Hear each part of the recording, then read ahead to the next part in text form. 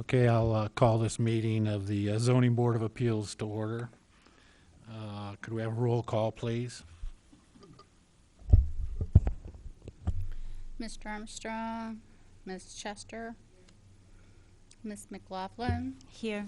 Ms. Utman, Here. Mr. Warmbrun, Here. Mr. Welch. Well, we do have a quorum, so we can continue. Are there any changes to the agenda? No, sir. You want to take a second to look over the minutes as presented, and are there any changes or corrections? I have one minor correction to the minutes in the paragraph on the third page. It would be this paragraph down.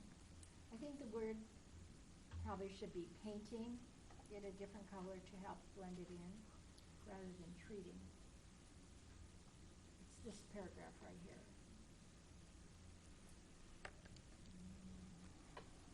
And that. It's just change of the word from treating to painting. It's a minor change. Okay. Any other corrections? Okay. With that correction, all in favor say aye. Aye. All opposed? Motion passes. Okay, written communications. We have these two letters. Is that Yes, we have two email communications for case CBA 2014 CO3, and I'll cover those when we get to that case. all right? Okay. So now I need to swear in the members of the audience who plan to testify or answer questions. So if you're going to be presenting a case, would you all please stand? Raise your right hand. Okay, do you swear that the testimony that you're about to give this body will be to your best ability and knowledge the truth? Just say, I do. I do. Thank you. We move to the first continued hearing, ZBA case 2014-C, a conditional use 03. Jeff?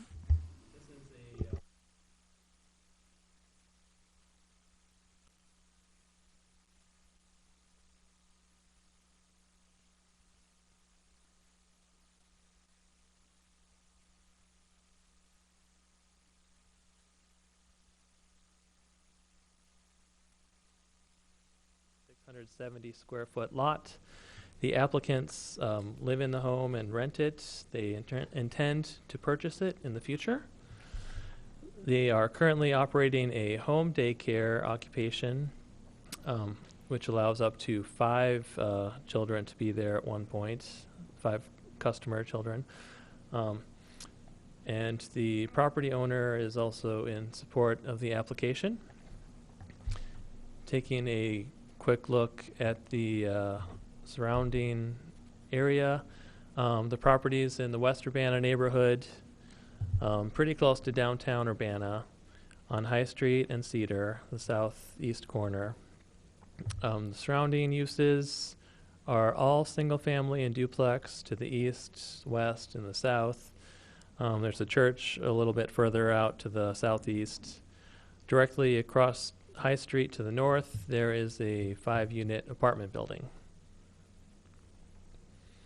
Taking a look at the zoning of the area, the subject property is zoned R2, single family residential. The surrounding properties to the east, west, and south are also R2.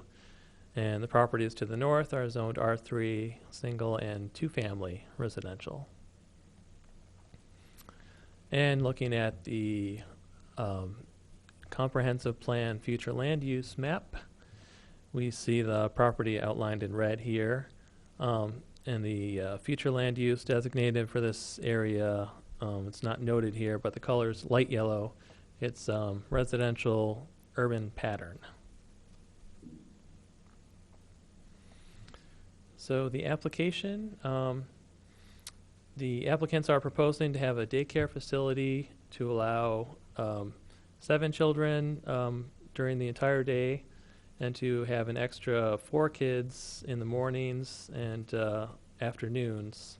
So they are requesting a total of 12 children at one time on their property. The applicants are licensed by the Illinois Department of Child and Family Services for this number of children. They've stated they anticipate averaging about 6 to 7 children per day. As I mentioned before, they're currently allowed 5 children at a time through their home occupation permit, which is a administrative approval through the zoning ordinance. Let's see. Staff has received no complaints from neighbors about the home occupation, and that's been running since May at least. The proposed daycare, well, the existing home occupation and proposed daycare facility would run from 6:30 a.m. to 5:30 p.m. Let me pull up the site plan. Okay, well, first let's look inside the house. Okay, here's the interior plan. They have 742 square feet of space devoted to the daycare on the ground floor. The upstairs is all living quarters and private. There's a playroom in the front and a activity room and dining room also on the first floor, and a sleeping area as well. I'm not sure if this plan is right. Has the sleeping area moved? No. Okay, so this plan is right. Okay. And then there's the kitchen where they prepare meals. And here is, I'm sorry, I wanted to mention they have 742 square feet where they're having the daycare currently. The state requires them to have 385 square feet of floor area for the daycare for this number of children. And this daycare is, of course, subject to rules of Illinois Department of Child and Family Services, and there's some Board of Education rules too, I believe.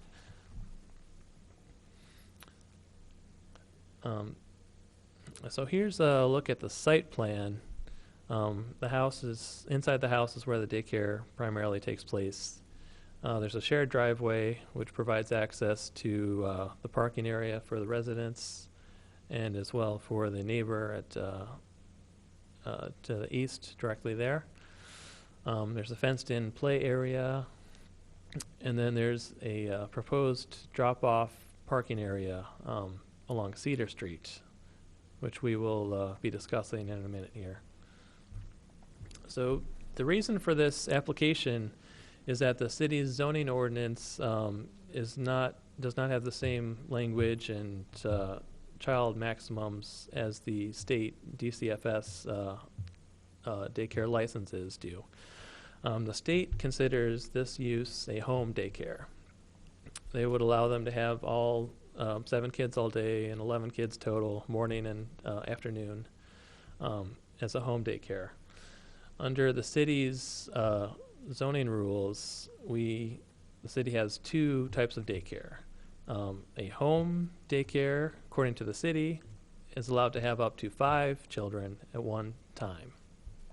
Anything with more than 5 children, the city considers a daycare facility.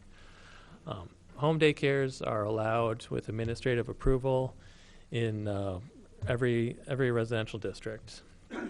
Daycare facilities basically require a conditional use permit in pretty much every residential district, but they are allowed by right in the business districts. And daycare facilities in general have dozens and dozens of kids, or up to hundreds, as I think at least one in Urbana does. So there's a little disconnect between the city's rules and the state's rules, And that's kind of why we're considering this as a conditional use permit. And a little more background, part of the rule, the reason that the city requires a maximum of 5 children for home daycare is due to the building code. If a daycare has more than 5 children under the age of 30 months or younger, they're required to have a fire suppression system. But that only applies to children under 30 months. So that's kind of how we based our zoning, was on that rule. But it kind of leaves a gray area for daycares that have children over 30 months. So there's that gap between the city and the state rules. Okay. So the city has issued 7 conditional use permits for daycare facilities in the recent history, I guess, since 1993. 3 of them are for larger standalone facilities that serve over 100 children. One of them was for an almost similar situation. It was for an adult daycare, kind of for parents who were taking care of or people who were taking care of adults to give them respite during the day. That was a daycare facility approved by the zoning board in a single-family home, and also it allowed up to 8 adults to be cared for at that home. That facility was in a slightly larger home, and they did have a larger driveway, private driveway drop-off area. So just to give you a little background on similar cases. Let's see. So turning to development regulations, the house as it exists meets all of the development regulations for a single-family home. The floor area ratio, height, setbacks, open space, all of that is conforming. For the proposed use of daycare facility, the zoning ordinance requires under parking requirements, it requires 2 parking spaces. I'm sorry. I think it's 3 parking spaces for every 2 employees. And also it requires a drive-in facility for dropping off children. So the proposed use would not have a drive-in facility on the property for dropping off children because of the shared driveway. Instead, they are proposing to have a drop-off facility along Cedar Street. And Cedar Street is a pretty low traffic volume street. It's in a parking sticker zone, so vehicles cannot park there unless they belong to residents. But we have spoken with parking enforcement, and they will allow parents to drop off their kids by parking and standing, basically, putting on their flashers for 5 minutes while they walk their kids into the front door. The city engineer, also we checked with him. He has approved this drop-off area. It says due to the light traffic in the area, he would be comfortable with up to 7 drop-offs and 7 pickups per day. So staff is going to recommend that limit based on the city engineer, his recommendation. In terms of building code, the building inspector has been through the house. He requested some upgrades, for instance, child-proofing, some glass doors inside the house. Those have been completed. And the applicants are also working on replacing their rear porch steps. So those improvements are coming pretty soon as well. And I mention again, if there were more than 5 children, 2.5 or younger, they would be required to have a fire suppression system. But it appears they're not going to pursue that, and they will limit the number of kids under 2.5. All right, so looking at requirements for a conditional use permit. The first requirement is that the proposed use is conducive to the public convenience of that location. It is in a single-family and duplex neighborhood, but it's a transition neighborhood, which is very close to downtown. It's also convenient for people dropping off children on the way to the university or to Leal School. So staff feels that that requirement is met. The second requirement, that the proposed use is designed, located, and operated so it will not be unreasonably injurious or detrimental to the district in which it shall be located. Staff had some concerns that if not properly operated, this use could be injurious to the district. However, speaking with the applicant, we believe they are proposing appropriate measures to operate so they will not be injurious to the neighborhood. So staff feels that the use could have a similar impact to the neighborhood as the 5-unit apartment building right across the street in terms of vehicle trips per day.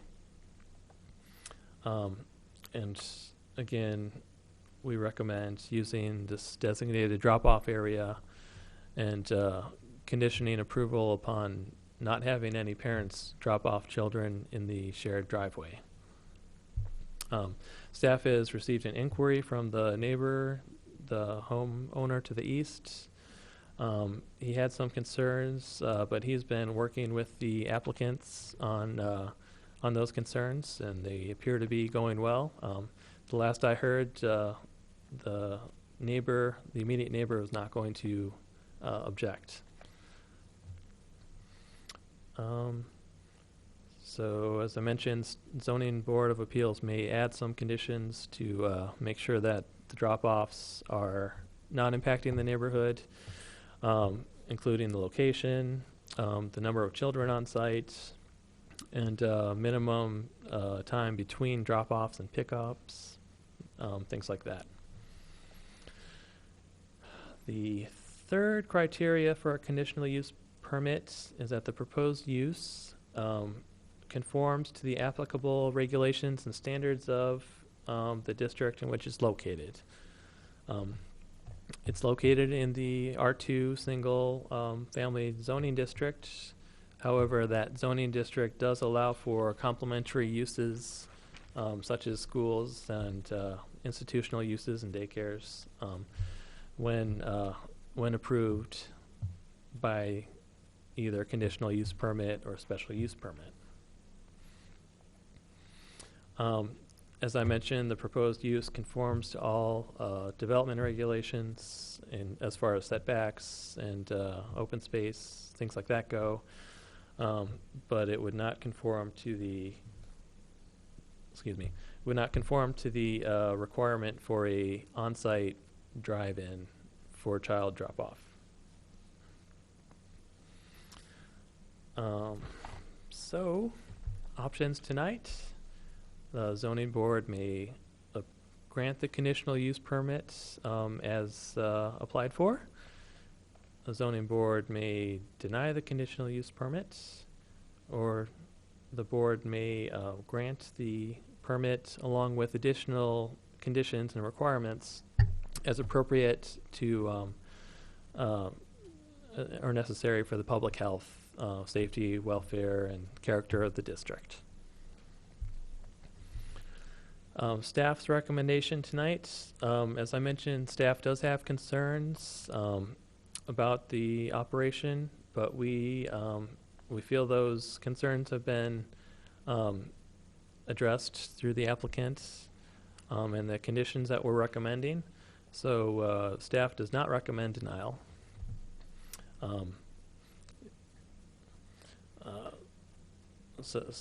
If the zoning board approves the case, staff recommends that it do so for the reasons I've articulated, subject to the following conditions.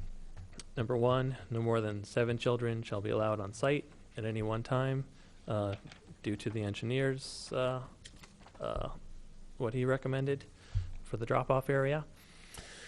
Number 2, no more than 5 children under the age of 30 months shall be allowed on site at any one time unless the applicant installs a fire suppression system as required by building code. Number 3, child drop-off and pickup times should be staggered by at least 10 minutes to give parents time to walk them in and catch up with operators.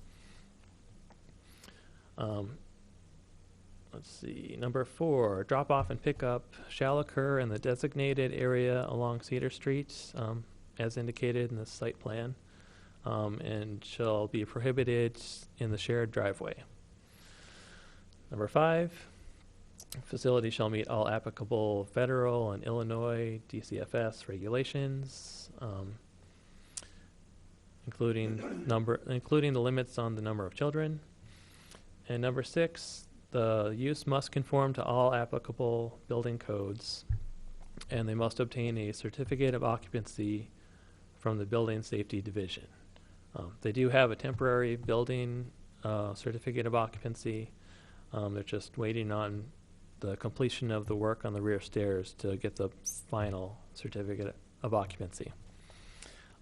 As was noted before, staff has received 2 email communications regarding this case. The first is from Andrew Lankaitis. Let's see, he says property owner at 209 West High Street. That doesn't sound right. I'm not sure. I think he lives across the street. He said he is for allowing the proposed zoning case. He has 2 recommendations: approval and agreement of the immediate neighbor, George Urakachea, and evaluation of the designated drop-off zone on Cedar Street. And the second communication is from Kate Hunter at 510 West Oregon Street, about 5 or so blocks away. She would like to go on record that she does not think the proposed use is appropriate for the R2 district, given the proximity to a grade school and parking congestion in the area and the rental properties nearby. And she has concerns about the lack of a private drive for drop-off and pickup. So those are the communications. Tonight we have the applicants here, and I believe the neighbor is here. And I would be happy to take any questions for staff. Thank you, Jeff. Do we have any questions for staff at this point? You know, I would just comment that I think the man at 209 High Street Mm-hmm.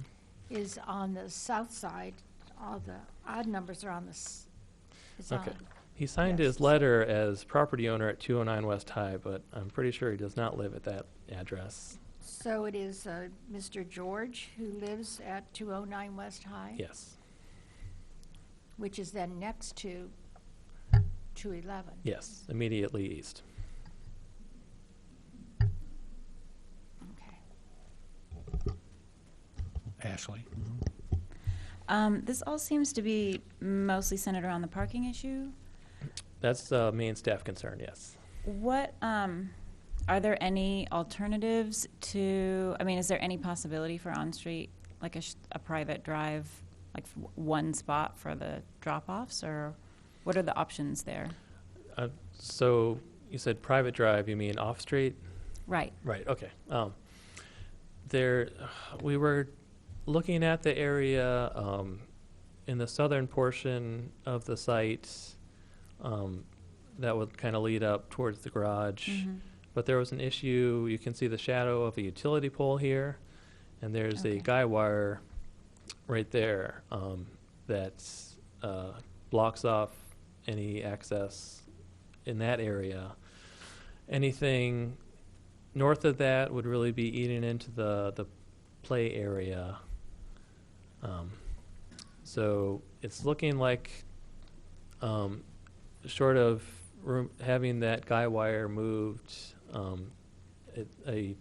another drive is not likely.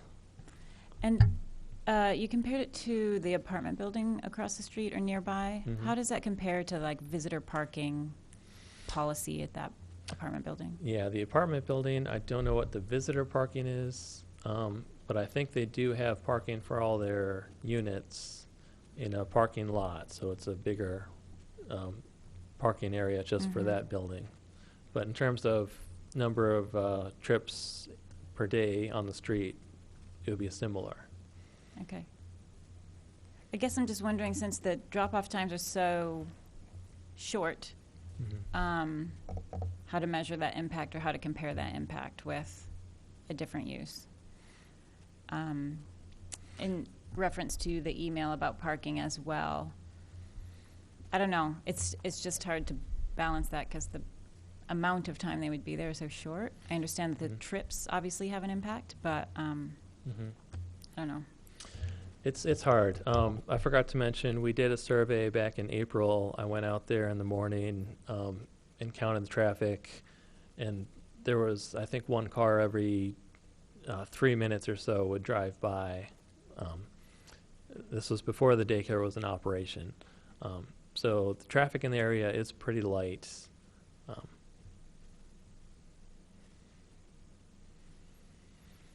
And how many parking spaces are required for staff? For staff, they're required to have 3, even though they only have 2 staff. So the zoning ordinance requirement is, I think, based on staff plus visitors. It's 3 spaces for every 2 employees. And then where will staff park? Well, the staff is the 2 ladies who live there. So they will park in the back in this yellow area. There's 3 gravel parking spaces. So it'll essentially, the staff will be the residents, and the shared driveway will only be used as much as a residential use.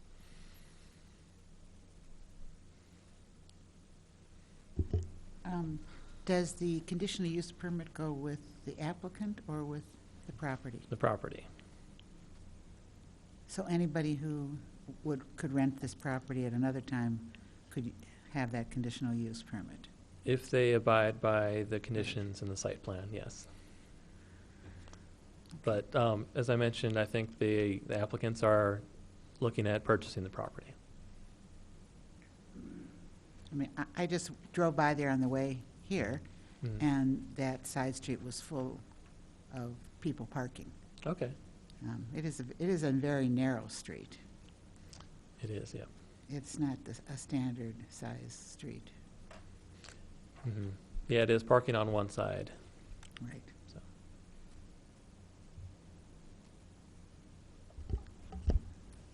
Okay, so let me ask you this. If we denied this, their business as it's being run today could continue to run exactly as it's being run right now? Yes, with up to 5 children on site at once. So in essence, we're talking about 2 extra children Yeah, here? 2 or the full amount that they're requesting.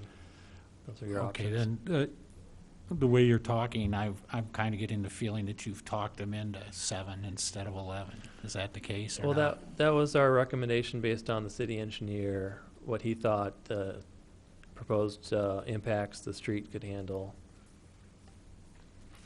But they haven't agreed to that at this point. So we're talking 5, 7, or 11. Yes. 3 options here, basically. Or a different number between, if you'd like.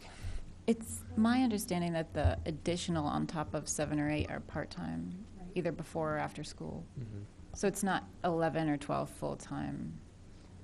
I don't know how much that matters, because the drop-offs are the Don't we same. just count people as, children as children? We don't count part-time as a half a child, and Right, yeah. six so part-time aren't 3 children? it would still be a full drop-off and pickup. But I think the part-time child would be, say, before school or after school. I think that was part of their, But Yeah. most kids come before, I mean, it's still a drop-off oh, and a yeah, pickup. it's a drop-off and a pickup, but I think they anticipate sometimes having Mhm. more than 7 children with their after-school or Yeah. before-school, Right, middle-school and children. the applicants can explain how that works.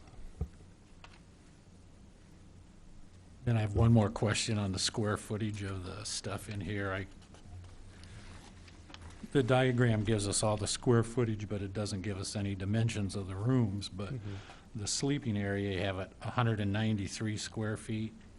I'm assuming that you're counting the bathroom in that, or else this drawing's totally out of, I'm Out not of- sure if it's drawn to scale.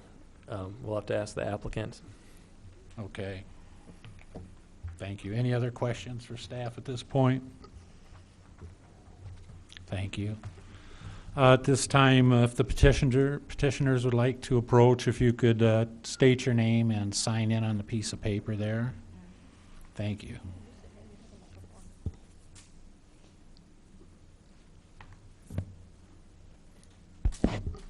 My name is Susan Kozlowski. I'm Michelle Kozlowski. And to address some of the questions you proposed to Jeff, first of all, when it comes to the before and after school children, we actually have no before school children right now. We do have Megan Gilbert, who lives just a couple of blocks away, wants to have her 2 boys come 2 days a week after school. And what happens then is Michelle, because we're so close to Leal School, will walk to pick the boys up from school. So the only traffic that's caused is when she picks them up. And she's actually very excited about being able to use their bikes to bike home from there then. So that's kind of how that works. And when you talk about a difference between 7 or 11 children in that, or 5 and 7, part of it is that we have families with more than one child. So, even though it's one family, each child counts separately. So it doesn't necessarily mean more traffic. It's just families growing. And I honestly don't know if I didn't catch it in all of our talks together with Jeff, but when it comes to DCF ruling, which has been all the ruling we've been following for the 6.5 years we've run a daycare, no matter what, an at-home daycare cannot have more than 5 children under 30 months. That's their ruling as well. It also holds true of those 5 children, only so many can be under 14 months. And then what happens is whatever your daytime allowance is, which we just had a surprise inspection by DCFS this morning, and they do all their inspections by surprise. And she actually left there saying she was licensing us for 8 children during the day, and then 3 children after school. And the reason that it changed from 8 to 3 versus 7 and 4 is the fact that Michelle's daughter, Stephanie, her age has changed, and therefore she changes from the group that it's held in, because your children count as part of it, the children who live in the household. And they're counted in one way until they are 11, and they're counted another way after they turn 13. So that's why those numbers changed there for her licensing.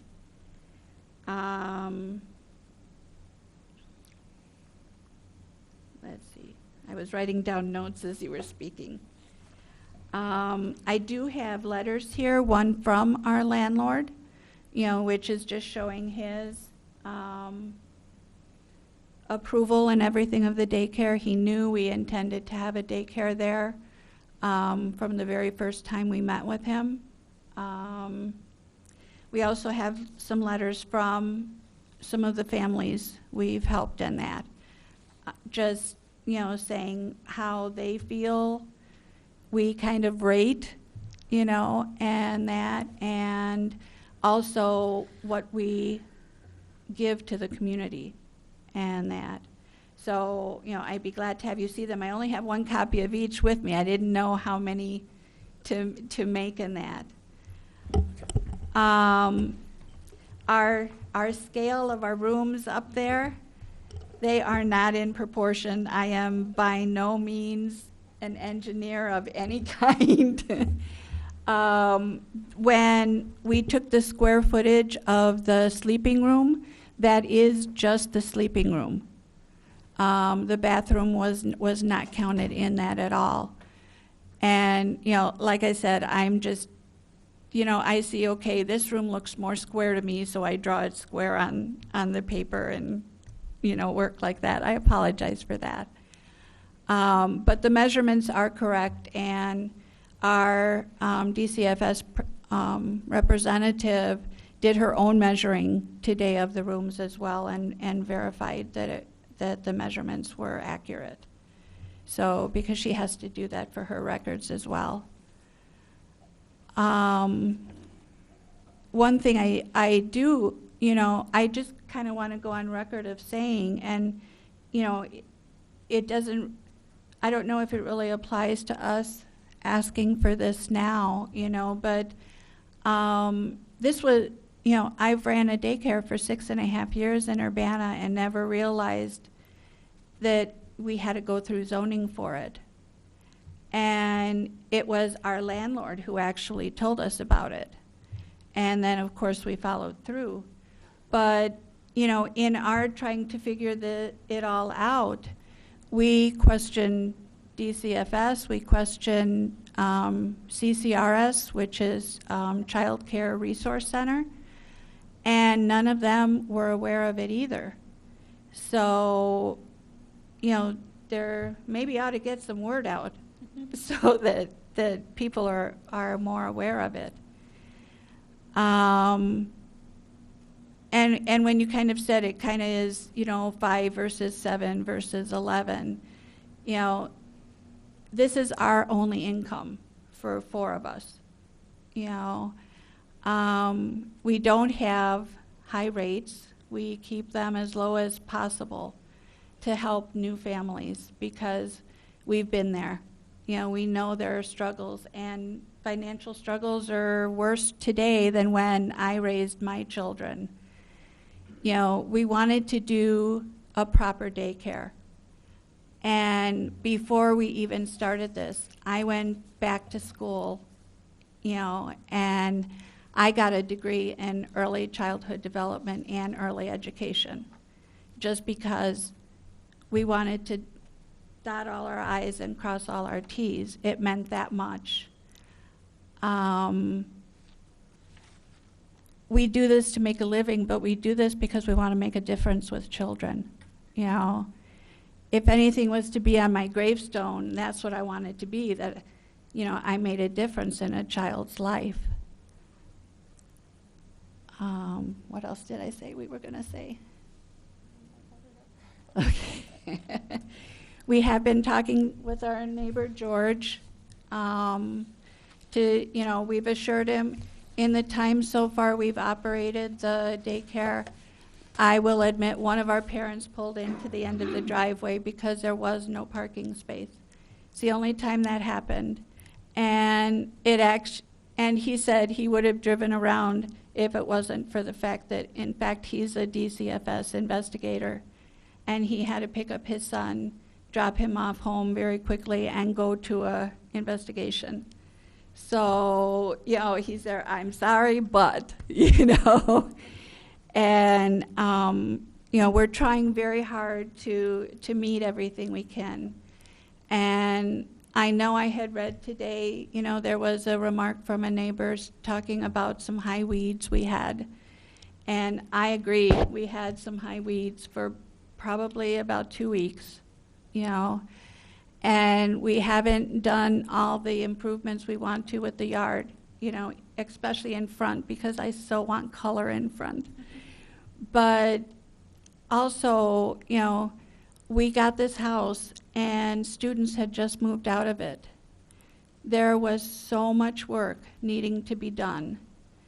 And that was just after we could finally get all the garbage out of it. And it was left up to us to do it, you know, which was okay. But do that and do an 11-hour a day job at the same time. You got to kind of put your priorities. And in that, you know, right now, our priorities is to make the inside of the house safe and a pretty place for kids and for us, you know. The outside is pretty now. It's getting there. The weeds have been taken care of, but, you know, so,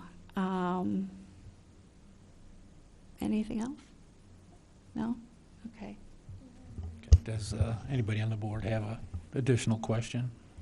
Have you operated the daycare at this location for 6.5 years? No, no, we lived in actually 2 other locations, both in Urbana, but the first location we were renting, and the owner just kind of called us on the phone one day and said, guess what, I've sold the property. So we had to move and move very quickly. And the house that we moved into at that point, we were there a year only, but it wasn't working out well, not for the daycare purposes and not for us. So that's when we started looking, you know, this April, yeah. And that's when we found this house and moved in. So. Anybody else? I have one question. Mhm. It's February 1st, it's 7:30 in the morning, it's snowing, I'm bringing my child to the daycare. How, could you describe for me how I'm going to get from Cedar Street, how the child is going to get into your daycare? They would park their car on Cedar Street, if they can. We have made arrangements that our parents put their flashers on when they're here to drop off or pick up their children, so that parking people know that's what they're doing and they'll only be there for a few minutes. We will be out on the sidewalk and our stairs at 3 a.m. if we have to, shoveling, so that the walkways are clear. And very often in the past, when weather has been bad, we actually meet our parents at the car and offer to take the children in from that point. Was there a gate there in the backyard or not? Yes, there is a gate. So you could actually come in the gate and get to the back of the house? Yes, yes. I'm not sure why. It was actually, we had thought that would be the main way parents would use automatically. And many of our parents opposed to it because they didn't want to track dirt through the entire house in order to get to where the children's lockers and sign-in is. So that's when they started using the front door. Any other questions? Okay, thank you for right now. We'll Okay. see how it goes here. Anyone else in the audience that would like to speak for the conditional use, please come on up. If you could state your name and sign in, please. Okay.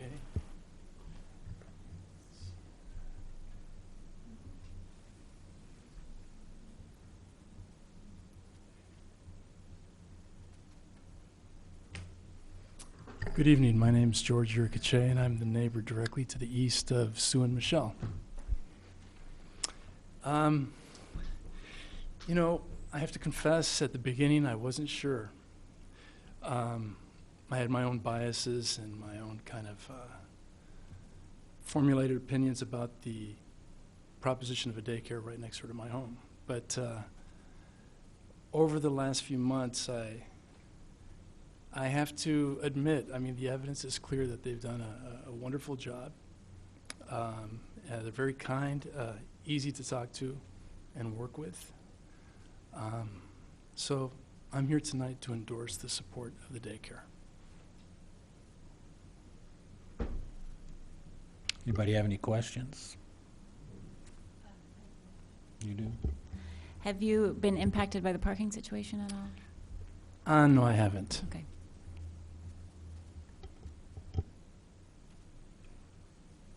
Anybody else? Okay, thank you, sir. Appreciate it. Thank you. Anybody else in the audience that would like to speak for the conditional use? Yeah, we're going to get everybody first, and then if you're against it, if there's nobody else for it, would you be against it? Come on up. Please state your name and sign in on the paper. Thank you.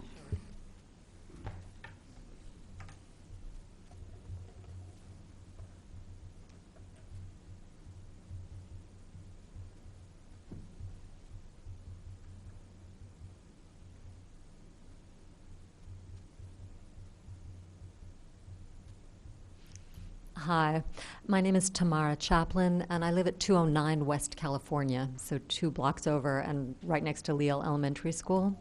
And I think I just have a couple of concerns about the application. First, the fact that there is no drive-in drop-off, because I see how complicated it is to drop off small children for Leal Elementary School all around in front of my house and on Cedar. And in that neighborhood. And I'm concerned about the safety factor, for one, when there's not a drive-through drop-off for really little children, but also the amount of congestion, because there is an enormous amount of congestion around where I'm located, and it seems to have been increasing over the 5 years that I've been living there. I don't know the area quite as far over as where they are, but I'm concerned about that, bringing that in. When I first heard about the daycare, I was not opposed to it because I thought it was going to be for 5 children. I think once I started to see the expansion of that raised my concerns. The idea that maybe it would be 11 children started to make it seem like that's a lot more kids, especially when you've got a shared driveway issue where you don't necessarily have control over who's going to determine that they're just going to pull into the driveway to drop off the child because there's nowhere else on the street. But maybe even more importantly than that, I'm concerned that the permit does not go with the individuals, but goes with the property. I'm more concerned about that because my understanding from speaking to George and from listening to these women is that they're very responsible and that they're going to conduct, a really good daycare in the best interests of the children. But I'm concerned about whether or not granting this permit sets a precedent that then becomes something that can be taken by someone else who maybe doesn't have those same good interests at heart. And that's a concern to me, also about preserving the character of the neighborhood. When I purchased my house, it was in very, very bad shape, and I've invested a great deal at 209. I've done a huge amount of renovation on it. And I'm very invested in improving the neighborhood for single-family homes.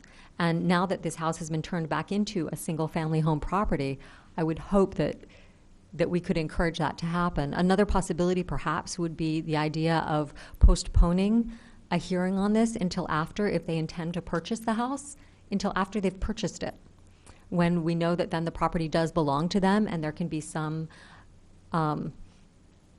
belief perhaps that they would then have an investment in actually staying in that property for a considerable amount of time, since they've stated that that's one of their intentions. So those are just some of the concerns that I have specifically. Anyone have any questions? Thank you very much. Thanks. Appreciate it. Anyone else in the audience who'd like to speak against it? please come forward. You can sign in there, please. State your name. Thank you.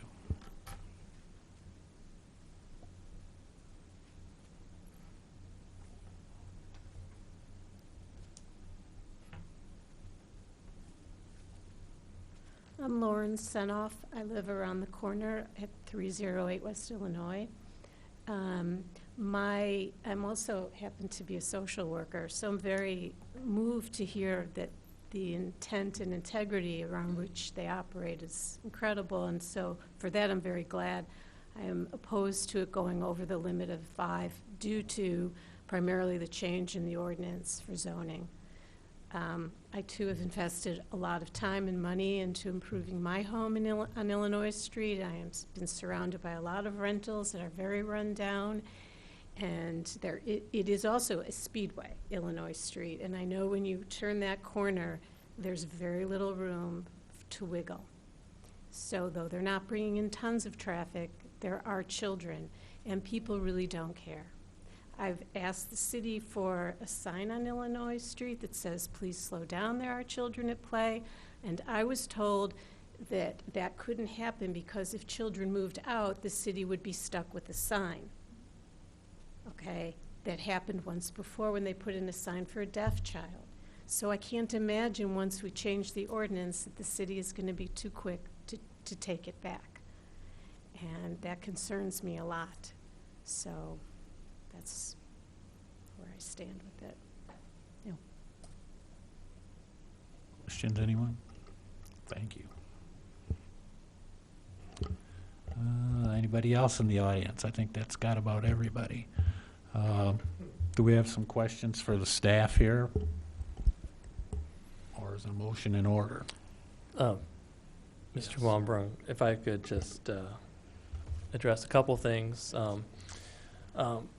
One thing occurred to me, we could, instead of limiting the number of children on site, we could limit the number of trips. That would be a little harder to monitor and coordinate, but that's certainly a possibility to say limited to 7 drop-offs and 7 pickups per day, perhaps. How would you ever monitor that? I mean, come on. Well, the same way you would, I mean, they're not going to be visiting all the time to see how many kids are there. Well, right, and I understand that the city doesn't go in there on a monthly basis and take roll, right? So it takes a major objection from somebody probably. So, yeah, the way that would be monitored is if one of the neighbors observed more drop-offs, pretty much the same way as if they observed more children being going into the building. They would let us know, and then we would investigate, and if it's a persistent issue, we would revoke the permit. To that note, can we ask the applicants if that makes sense? I mean, given that we know that there's families that have more than 1 children, I mean, if the 7-trip thing is feasible with? Yeah. Okay.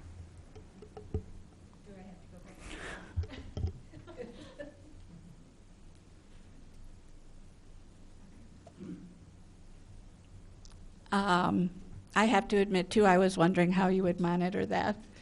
But I suppose it is a feasible thing, you know.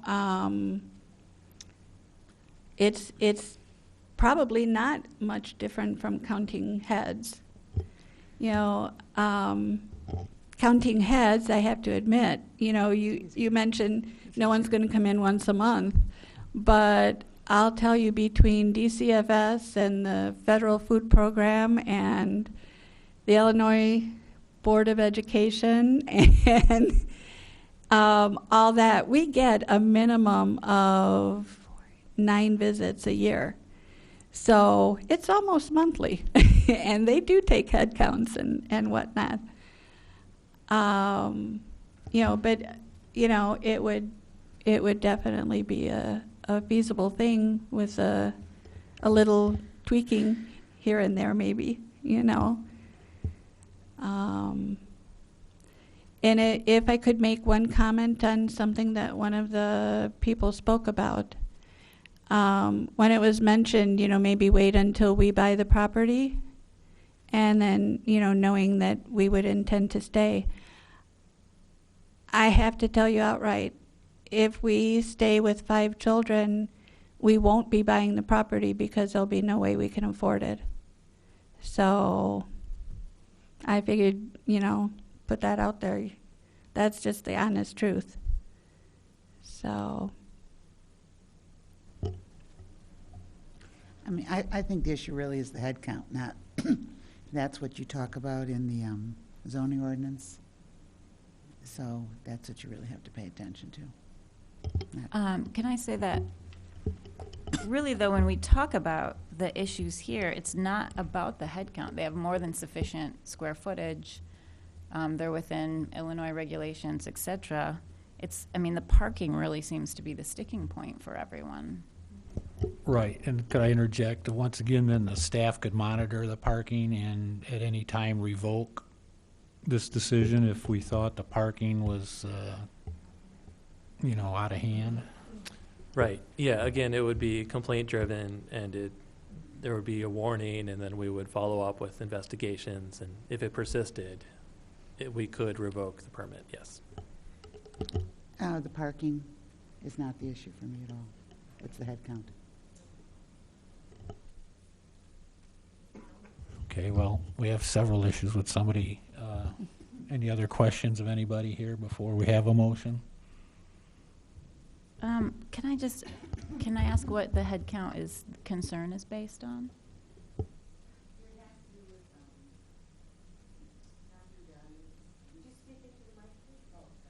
It has to do with property values, the use of the properties in the neighborhood, the fragility of the block between Race and Cedar. I viewed it in the same ways between Lincoln and Busey, that these are fragile blocks. And when the zoning was done, every property was taken into account as to how many are in this block, how many are in that block. And when you shift the balance, delicately shift the balance of a block, it can really change the way it is. These few blocks from really High Street south over the last 20 years have really improved. A lot of them were, more of them were rental and in disrepair, and they have been become single-family owner-occupied properties. And even the duplex have they've really improved. And I just think that it should remain a single-family house, and 5 head count is allowed, and I wouldn't want to see any conditional use on the properties because of that. I know that I had a friend who lived on that block, and she was she doesn't live there anymore because she moved out of town, but she was always very concerned with what was going on in the other properties relative to her own. That, she knew that if her house was 2 blocks south, it would be worth a whole lot more money than it was on that block. And so that's why, and you hear people, talking all the time. Well, I used to hear people talking all the time about the character of a block and that how it can change. And one property can make a difference. And the reality is that single-family owner-occupied houses are generally better maintained than rental properties. There are some that are maintained very well. And so I would not like to see the character of any single-family lot in that block or those blocks changed for a conditional use permit that would go with the property. So that's what I think. May I ask a question? Mm-hmm. Okay. I understand what you're saying, completely. But I guess in my mind, a couple of questions come to mind. One is, how does it matter if it's, a head count of X amount of children versus a large family? When I lived up in Wisconsin, we had a family that had 17 children. to this day, I still don't know how they did it. But it seems to me it's the same kind of atmosphere in that. And I know on our block there's a few houses that, you know, have students in them, multiple students. And, you know, knowing the shape that this house was in when we moved in just a couple of months ago, because 4 students lived there, it's like, isn't it better to have a family that's living in there who's just trying to run a home business as well? Well, excuse me, what you're talking about is not a home business, because a home business would be less than five children or less. What you're talking about is having a conditional use permit, which is different than a home occupation. And I understand that, and my mind frame is still through DCFS's Right. definitions and that. You know, to them, you're not. Their wording, how they word it is, if you're a facility, you know, which is what you're thinking of us as, then you are a center. You are a building where no one has residence there. You know, it is simply a workplace that gets opened up in the morning and locked up at night. And that, you know, if you are living there, if it's a residence primarily, and they do that according to how many hours, you know, per day, then it is a home with a home-based business. I would say that this whole neighborhood is a very fragile neighborhood. Mhm. And changing the dynamic within any one block can really make a difference. And I view, you know, something greater than a single-family residence as significantly changing the character of the block. And I've watched this neighborhood for 40 years and what's happened, and I am really opposed to any changes in the zoning of single-family lots with conditional use permits. I just think it's too delicate.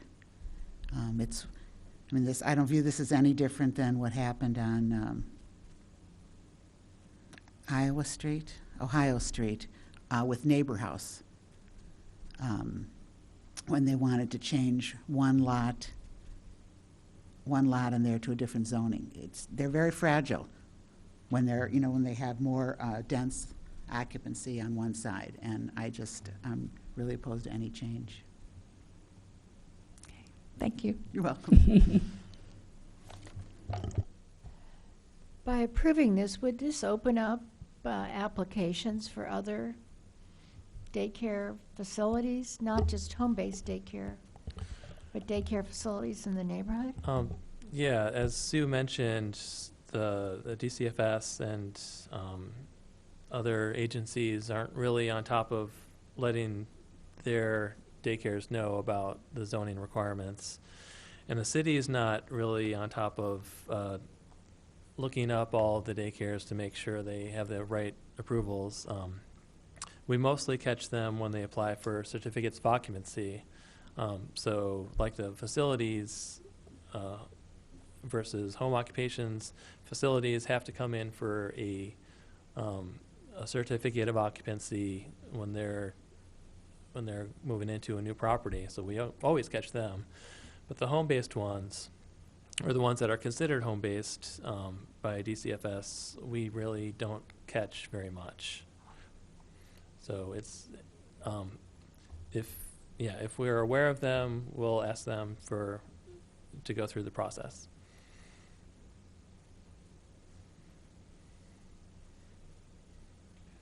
Any other questions?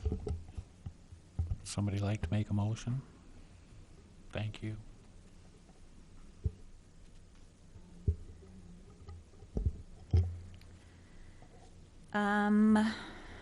Okay. I'll find them. I would move to approve ZBA case 2014-C-03.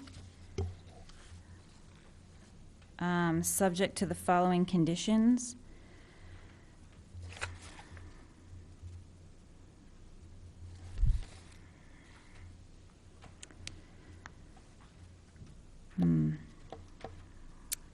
No more than 7 children shall be allowed on site at any one time. No more than 5 children under the age of 30 months. Do I need to read these all, or can I just say subject to? You can say as presented by staff. As presented, Yeah. okay. Subject to the conditions presented by staff. Is there a second?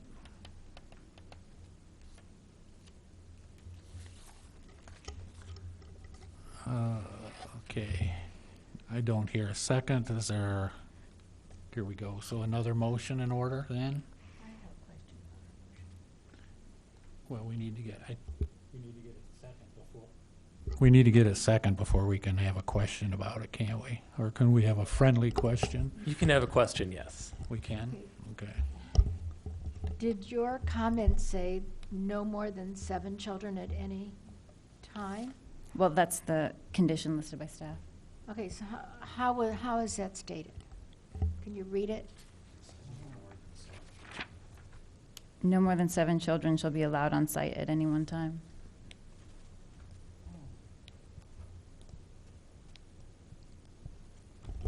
Does that mean that you could have 9 children? If 2 people left, you could have 2 more? What? Oh. You mean during the day? That's how it's written currently, yes. So it wouldn't be just 7. So if 2 people came in the morning and left, and then there were 2 more came after school, and 5 were there all day, you could have 9 children. Uh, You could have 11 yes. children. As that's the currently, as is written, yes. You could have 15 kids if they all came at different times. You could have 21 if 7 came, and 7 came. I mean, you could Which- have Right, multiples which isn't of going to 7, happen. which, right, but, so if the intent was just to have 7 children, you would probably say no more than 7 children shall be registered at the daycare, or,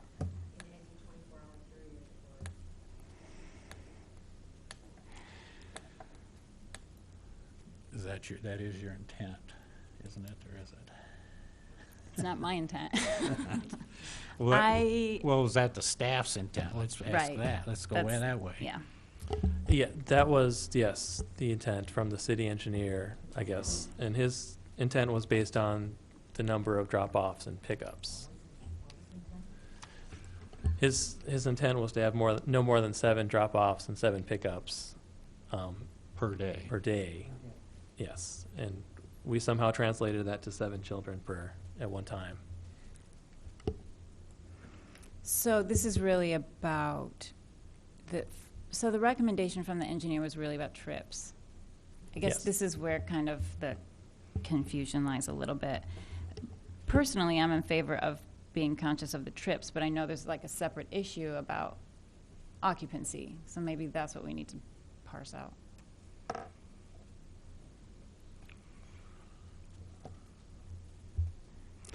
Okay, so that motion died for lack of second. So now we're still in the discussion stage, or we'll entertain another motion, but are you trying to correlate the drop-offs to children? Is that what we need to do here? Do we need to say 7 children with 14 drop-offs shall be allowed on site on any day? I mean, how would we approach that? I just think you can't talk about drop-offs. I think you just have to talk about occupancy of children.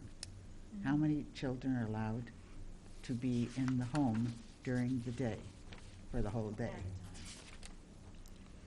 At any given time? No, just, you can, if you want to have 7 children, then it's 7 children, some may come and go, but it's no more than 7 people registered to be.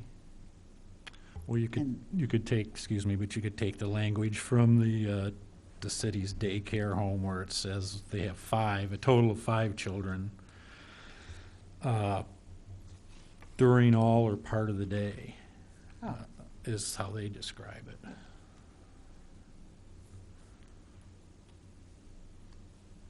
So we'd be like, kind of having a daycare home, instead of 5, we would be going with 7, which totally confuses the issue.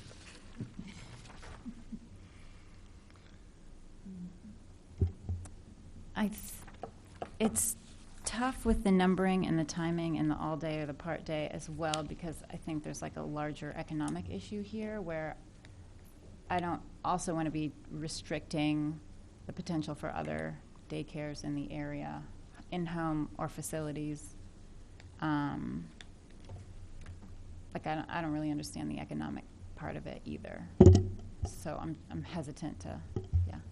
But the zoning ordinance does say 5 children for any part of the day, and we can't change that ordinance. And I think that Right, but we're talking about a conditional use. Right, I think we can make it a daycare facility of 7 with the during all or part of the day language. Can't we do that? Correct, yes. Okay. So that would limit the number of children who could be present On a given day. On a given day. To 7. To 7, whether they came or left. that's right. But it would only be 7 individuals. It'd be no more than a total of 7 children or dependent adults, including those of the proprietor, is what that says. I don't know if you want to leave that in there or not. During all or part of the day of a commercial nature.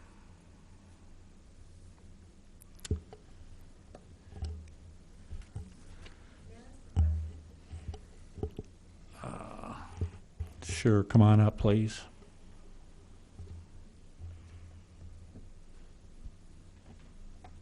Thank you. Just to clarify, if I understand correctly, a home daycare is limited at 5 children. Is that correct? And so if we go beyond that, then we are agreeing to a conditional use permit, and you're suggesting that then it would be limited to 7 children. Is that? And my question would be, in doing that, does that, because the conditional use permit, if I understood correctly, is tied to the property and not to the individuals, does that mean that in the future, that conditional use permit could be used by anyone else who was in that property to have a daycare with 7 children, or is it a conditional use permit that does not have those limitations on it? Do those limitations apply for all future daycares on that site?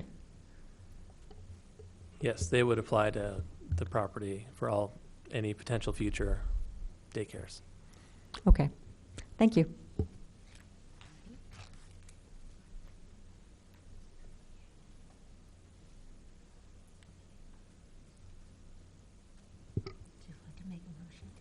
Well, I can't make a motion as the chair, I don't think. You could hand the chair off to another member and make a motion. I'm not sure I want to, but.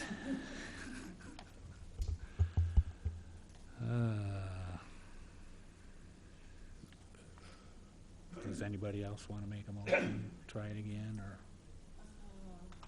do you want me to try it?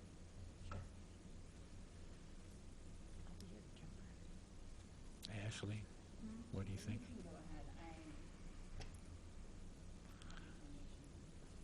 Okay, would you like to take over chair for this? All right. All right, I'll move that, that we approve ZBA 2014-C-03 with the following conditions. Number 1, no more than 7 no more than a total of 7 children or dependent adults, including those of the proprietor, during all or part of the day of a commercial nature of a type commonly called day nurseries, nursery schools, or private kindergartens, which provide essential personal care, protection, supervision, and training of preschool or school-age children or dependent adults. And then staff findings number 2 through 6 in the memorandum.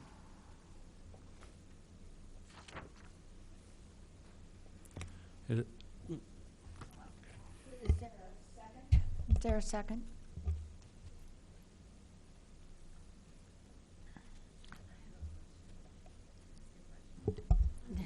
Can we entertain the question? Sure. Sorry. So if they have 2 kids, they can only have 5. Like if they have 2 kids of their own, they can only have 5 kids in the daycare. So that's how Mr. Warmbrun presented it, but that's not the intention of the city engineer. Right, It's just to limit it to 7 trips. right. So you might want to change the motion or make a friendly amendment. Could I make a friendly amendment? Since we have no second, why don't we try for a different motion? Okay. So, just abandon it. Okay. Start over. I'd like to move to approve case ZBA 2014-C-03, subject to the following conditions. Number 1, no more than 7 children shall be allowed on site at any one. Okay, sorry, let me rephrase it. No more than 7 children shall be at the daycare facility on a given day, not including dependents of the occupants. And then items 2 through 6 as stated by staff.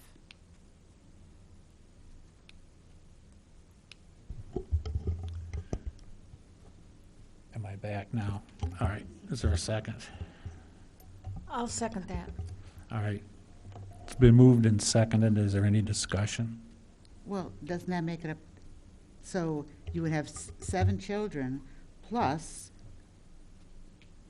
there could be 5 more. If the operator. I don't know how you want me to word it. I said You're talking about the children of the family. Oh, you said including? I said not including the children of the family. So, Of the occupants. well, I think it should be including. Oh, but I don't agree with the motion at all, so. Okay, so that means that there could be more than 7 children with your motion. I think the motion would be 7 children, and then the children of the person running the daycare would be extra children to those 7, Okay. the way it was presented.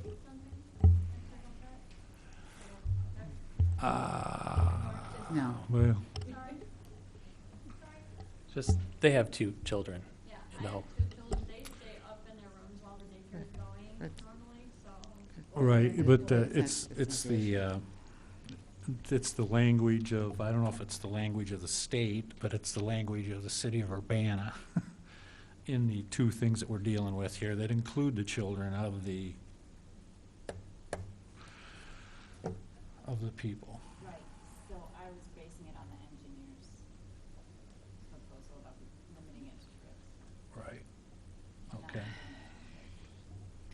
All right, so that's that explanation. Any other comments?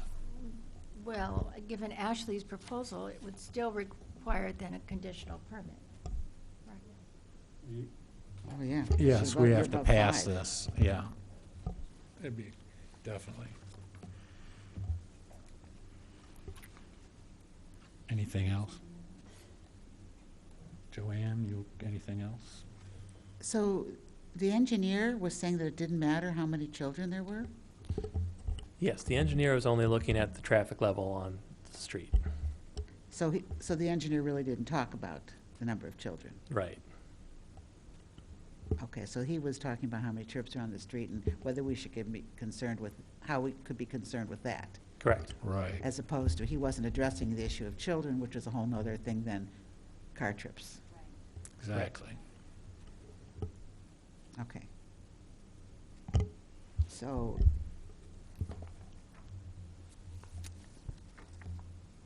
when you say 7, it could be 9 or 11 if they had 4 kids. Is that what you mean? What's your intent? So if they had 4 kids, there could be 11. You're talking about total including the occupants' children? Right. Yes. Any other comments? Could we have a roll call, please?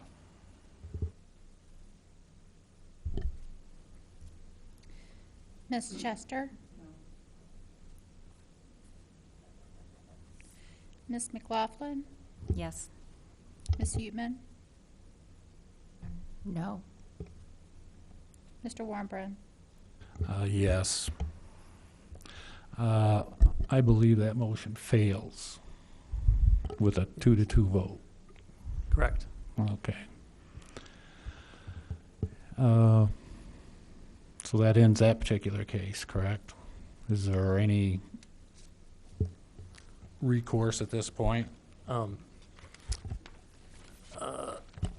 Staff would request that the board make a motion and articulate, if the board is not going to approve the case, they make a motion and articulate the findings for not approving it.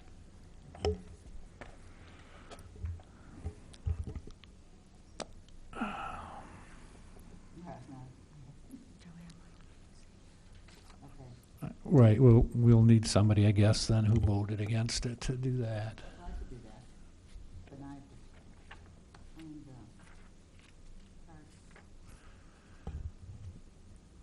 So you want to have another motion and have a 2-2 vote on it in the negative? I guess just articulate some findings. Yeah. We don't need a motion, sorry. Well, I think the, there's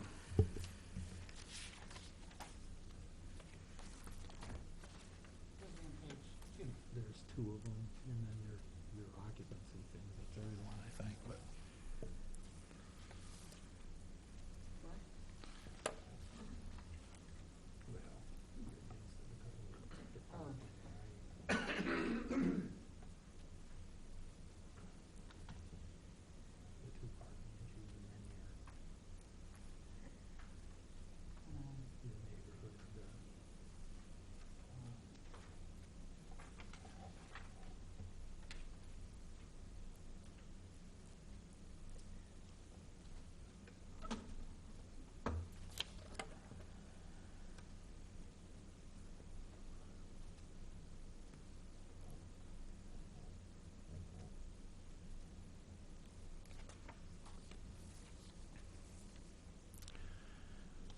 okay.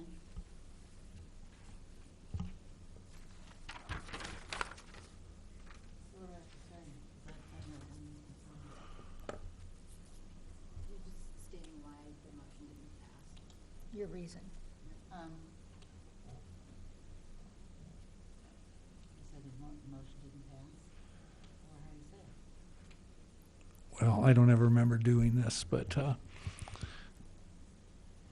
because I don't ever remember to tie. So I think they just would like you to tell everyone your reasoning for voting no. The reason that the motion... Sorry. The reason that the motion did not pass was because the proposed use is designed, located, and proposed to be operated so that it will be detrimental to the district in which it shall be located.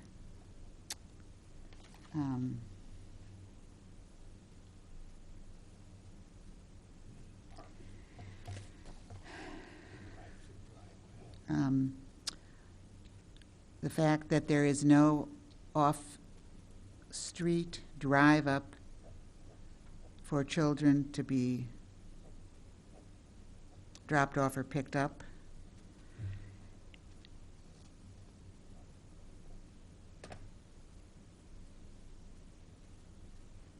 the proposed use would be detrimental to the zoning district in which it is proposed to be located due to the potential for excessive street parking and loading.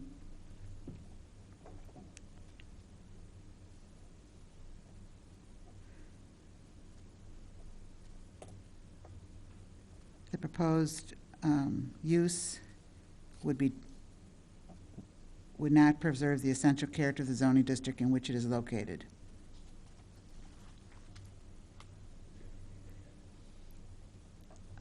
No.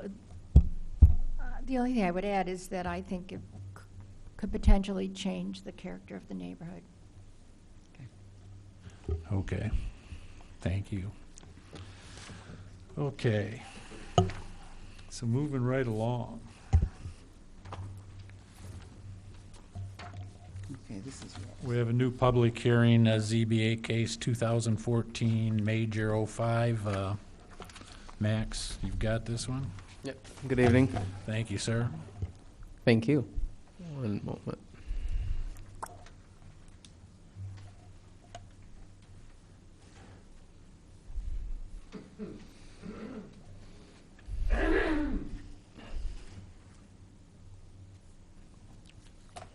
Great. Applicants Robert and Betty Swisher are requesting a major variance to build an addition at 807 South Cottage Grove that will encroach 9 feet 11 inches into the required rear yard. Homes in the R3 single and two-family residential district are required to have a 10-foot rear yard. The addition will allow the residents to complete tasks related to their sewing hobby, and it is important to note that an original 11-foot long section of the home, which contains the kitchen, or a part of the kitchen, was built along the subject lot's rear property line in 1921. So looking at the surrounding land uses. As I said, the subject property is a single-family residence. We have similar use to the north, west, and south. And to the east, we have commercial lots. Specifically, there is a massage service and a restaurant just down across the street along East Washington. Moving to the zoning, as I've noted, the subject lot is zoned R3 single and two family. It is similar zoning to the north, south, and west. Meanwhile, to the east, the lots are zoned B1 neighborhood business. Looking at the comprehensive plan calls for a residential urban pattern on the site where the subject property is located, as well as for the area to the north and immediate east, or excuse me, the immediate west. And that is to promote a walkable neighborhood where pedestrians have access to a business center. Meanwhile, the comprehensive plan calls for the lots to the east to be defined by a community business center. And furthermore, as we move to the second page of Exhibit C, we see that the comprehensive plan calls for a more residential suburban pattern for the areas to the south, which emphasizes lower density development. Now, the subject lot is 5,695 square feet in area. The home has an area of 1,600 square feet, and I apologize, there was a typo in the memo. It's 1,600 square feet currently. And with the exception of its front yard along East Washington Street, the subject lot yards meet all the requirements established in the zoning ordinance. Now, that front yard is actually over the maximum yard allowed, but that is how the lot was originally developed in 1921. The FAR of the home on the lot is 0.28, while the OSR of the lot is 0.72, which meets all requirements. There is no garage located on the subject lot. However, there is one located on the lot adjacent to the west, which contains 1006 East Washington Street, and which is also owned by the petitioners. A driveway is located along the north face of the subject lot, and that driveway is located in the lot adjacent to the west, and it divides the two homes. As you can see in that top picture, the subject home is on the right, and the adjacent home is on the left, and that's currently a 21-foot gap between those two homes. The space where the addition will go, as we can see in this bottom photo, is currently occupied by grass and dirt. Now, Exhibit D is the site plan as proposed by the applicant.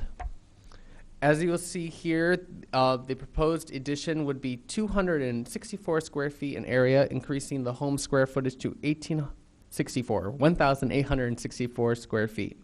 The addition will encroach 9 feet 11 inches into the subject lot's required rear yard, and stand 1 inch back from an existing portion of the home that was built in 1921 and runs along the lot's rear property line. So here we have the proposed addition, and then here is the 11-foot section of the home that currently runs along the property line, which is marked by this line here. So there'd be, just to reiterate, there'd be a 1 inch gap between the property line and the proposed addition. The addition will increase the home square footage, as I noted, to 1,864 square feet. Its FAR to 0.33, and reduce the subject lot's OSR to 0.67, remaining within regulations. There will be a 21-foot, 1-inch gap between the roof overhang of the proposed addition and the existing home at 1006 East Washington Street. The gap is currently occupied by green space and a driveway, and the addition is not expected to create a nuisance for the lot to the west, nor cast a shadow on the home found to the west, and it will in no way impact any of the other neighboring lots. Now, Exhibit E contains the elevations and architectural sketches. We have the foundation plan, floor plan, the 2 elevations, and I'm not a trained architect, so I'm not really sure what I'd call this drawing, but I guess part of the elevation and some of the schematics there. The addition will be accessible by a door on the south elevation. Meanwhile, internally it would be accessible by an existing sliding door via the kitchen, and it would also expand off of a great room. So it would be south of the kitchen and to the west of that great room. And let me just move up to the site plan so you can get a better idea of that. Here we go. So the great room is located here, and the kitchen is here. And we have an existing sliding door where the cursor is located. The addition will have 1 window on its south elevation along with that external door. Now, no windows are allowed on the west elevation of the addition due to all applicable fire codes. The addition will be just over 8 feet tall, which is just shy of roughly 12 foot of the existing home. It'll contain a block foundation and be composed of vinyl siding. It will be constructed in an architectural style that is similar to that of the surrounding residences. Now, moving on to the requirements for a major variance. The proposed variance will not serve as a special privilege. The original building, built in 1921, partially runs along the lot's west property line. The homeowners require additional floor area, and the current layout of the subject property and lot causes the proposed addition to be the option that has the most cost-effective and efficient use of space. Number 2, the variance requested was not the result of a situation knowingly or deliberately created by the petitioner. The current owners of the subject property did not have oversight over the construction of the original home, which encroaches into the required rear yard. However, the original design of the home causes the proposed addition to be the most efficient design choice. Number 3, the variance will not alter the essential character of the neighborhood. The proposed addition is designed in an architectural style that is similar to those of surrounding residences, improving cohesion between these structures and those found in this structure and those found in the area.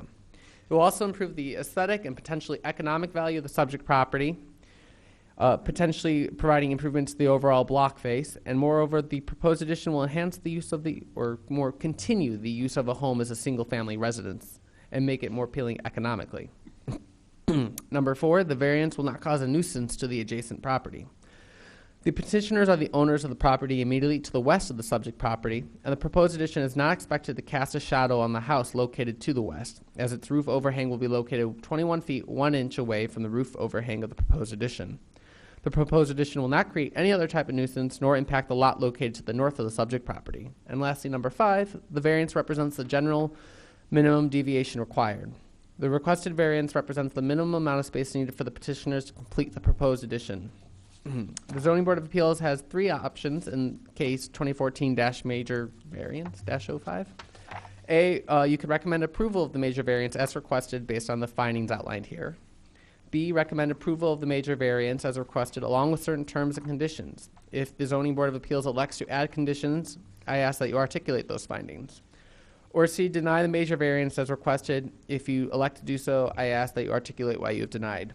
Staff recommends that the Zoning Board of Appeals forward the case with the recommendation of approval to the City Council with the following condition. The proposed addition shall be built in conformance with the plans provided by the applicant. The zoning administrator shall be able to approve minor changes to the building and site plans to ensure compliance with the Urbana zoning ordinance or other applicable codes. And thank you. And I believe the applicant and the architect is here. If you have any questions from them after, you have questions for me. Right. Any questions for staff? I might have one, but I think I can ask the applicants it first, so. Thank you. Okay, you bet. Gentlemen, would you care to state your names and sign in, please? Thank you for waiting.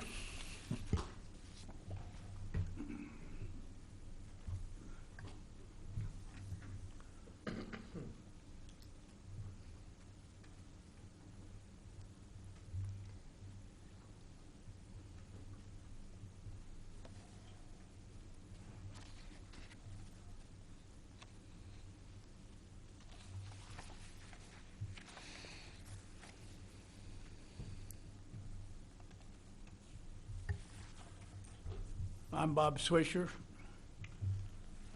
I'm sorry my wife couldn't be here. She's on a vacation that was planned for a couple of years. You've heard of a man cave. This is a woman cave. It'll be used primarily for reading books and sewing, and I'm not allowed in the room. We approached this project a couple of years ago, and we asked a man who had done previous work for us, Mike Ross, if he would build it, and he said yes. And he talked to Mr. Cochran about what we needed for the building permit, et cetera, and so forth. And Mr. Cochran is very familiar with our property, and I thought the property next door. And he said, I don't see where you'll have any problem. Find your post for the property lines and do a rough drawing and call Julie. So we did all those things and had the post, and Mike presented a rough drawing, and Mr. Cochran said, well, I think you can improve on those drawings, and we can get a building permit in order. And then Mr. Cochran came back and said, oops, I thought the lot next door was an empty lot. And that changes things. You're going to be right up to the property line. The house was built in 1921 when this organization existed with Mr. Kinch in the back of a fire department in one department room. And if you wanted an approval, Mr. Kinch said yes or no. The footprint for this addition was a womanized deck that we spent a lot of money on and put up there, 2 levels with a lattice work with flowers and stuff going up there. And we got far enough into this project that Mike Ross said he no longer was in the construction business, went to work for Cunningham Home, and he recommended that we hire this gentleman on the right. We proceeded to tear up went to Julie and tear up the deck that was there. So now we do have just an empty space of dirt, no deck. So what we're proposing is to replace the same footprint. My only concern is that I was informed last week that we couldn't put windows on the west side. My wife purchased 3 leaded glass windows from the estate on the corner of Prospect and Church Street. We had Glass FX repair them. We've got $1,400 in these windows, which we're going to provide light in the west wall. There are already 3 existing windows in the west wall, 1 in our bedroom and 2 in our kitchen. So that disturbs me, and we just heard about this last week when Max called. I don't know what my wife's reaction is going to be. I didn't tell her to ruin her vacation, so that's my only problem with what I see written here. So my new contractor can take over the. My name is Randall Elliott, and I'm a general contractor, not architect. But if you look at this, you'll see that we were originally thinking we would do a 24-foot, 2-inch by 9-foot addition, and then Steve Cochran told me, well, you can go right out to the property line since Bob owns the adjacent property. And then I submitted the drawings of both lots, and Steve says, well, there's a house there. So you can't do what you want to do because I thought it was an empty lot. So he says, you'll need a variance then to go out to the property line. And so, well, looking at this from a general contractor's point of view, 24 foot 2 inches by 9 foot is more, to me, a long hallway than a room addition. And to go that extra 2 feet or whatever it is, 1 foot 8 inches, would help that a lot, because you'd have, we want to maximize the width on that room as much as we can because it's so long. You know, other than that, I don't see, as Max was saying, it's not going to disturb this neighborhood. I think it's going to improve the existing house as it is, and I think you should approve it. So that's all I have. That's not mine. That's yours. Thank you. Any questions? Go ahead, Nancy. So the addition will be 24.5 feet by 11 feet or 9 feet? Actually, it's going to be 24 foot 2 inches by 10 foot 8 inches. If you look at that site plan, Yep. The property line is 11 feet. We want to keep the roof overhang 1 inch less than the property line, so that the overhang would be 10 feet 11 inches, and I gave it 3 inches of overhang on the building. So the building itself would be 10 feet 8 inches by 24 feet 2 inches. And just one other question. What is the issue about the windows on the west side? It's new fire code. Because, It's on, it can be, windows can be no closer than 3 feet from the property line now. See, that's what bothers me there is, Glass FX prepared the windows, and he said the windows meet all fire codes and city requirements. The room is gonna be long and skinny, and without those windows, there'll be no natural light in the room. We have 3 windows on that wall already, so what can the harm be to have 3 more?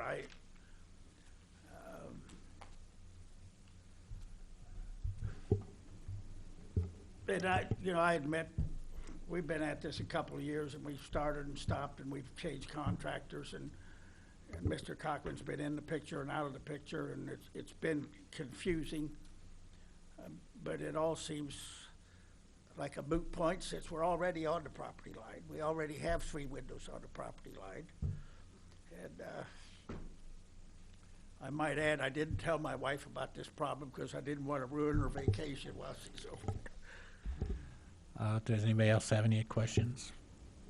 I have one question, and I can't find any gutters anywhere. So I want to know where the water's going to go. Is the water going on the other property, off the roof? You're gonna make the roof flash in with the back roof? As we have it right now, that's the way it's drawn.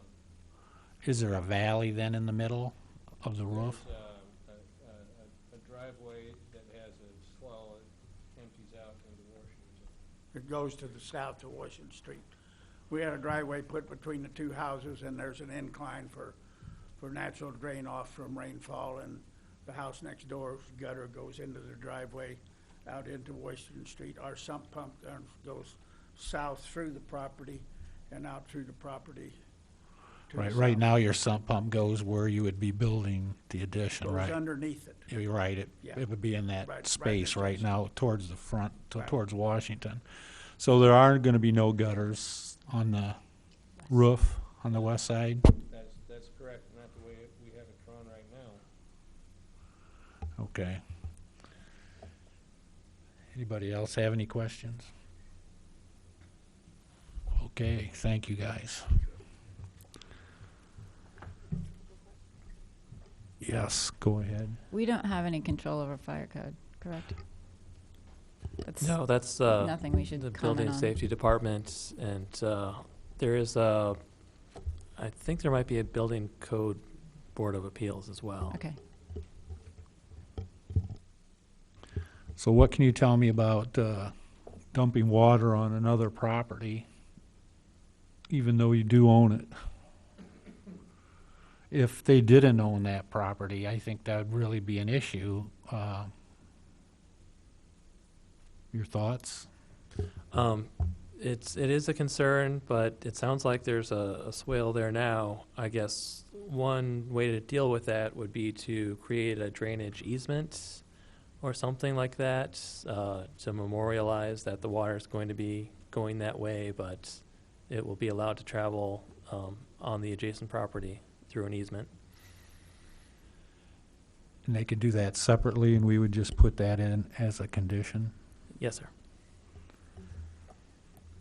Okay. And then if they sold the property to the west, that drainage easement would go along with the property sale, correct? Correct.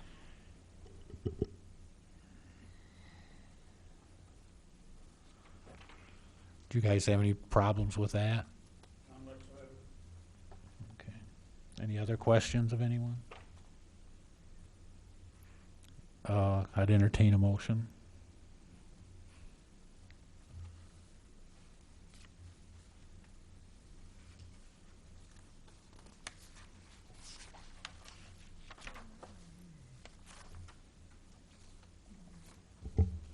I'll move to approve ZBA-2014-MAJ-05, subject to the following conditions.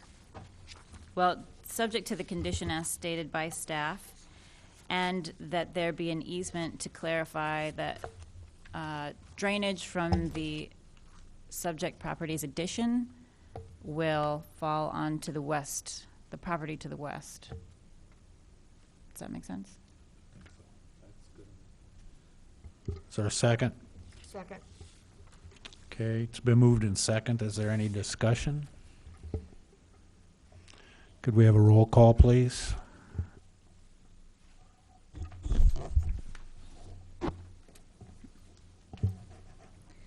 Ms. McLaughlin, Yes. Ms. Utman, Yes. Mr. Warmbrand, Yes. and Ms. Chester. Yes. That passes 4-0, and that goes on to the city council for approval. Okay, where's my agenda? Any old business? No. New business? No. Staff report? Just an update, case ZBA 2014 MAJ-04 was approved by City Council. And also I'd like to mention Max here is going back to school full-time. So we'll be seeing a lot less of him, but we appreciate all his efforts. Yes, we do. Thank you. It was a good summer anyway, right? Well, I'll actually be here about 15 hours a week, so I'll still be in the building. There you go. Yep, but great summer. That's good. Okay. All right. Without any further business, this meeting's adjourned. Thank you.